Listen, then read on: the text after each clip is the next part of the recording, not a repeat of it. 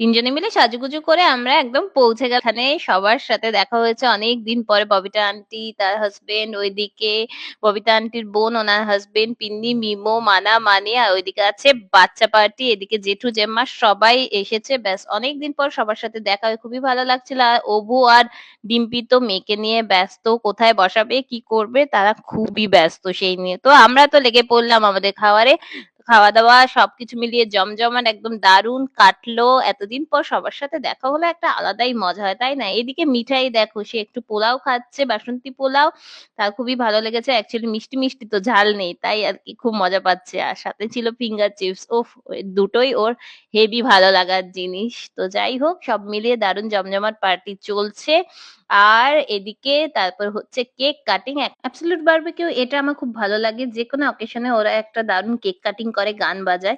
তো সব মিলিয়ে তোমাদের কেমন লাগলো জানিও। Stay tuned.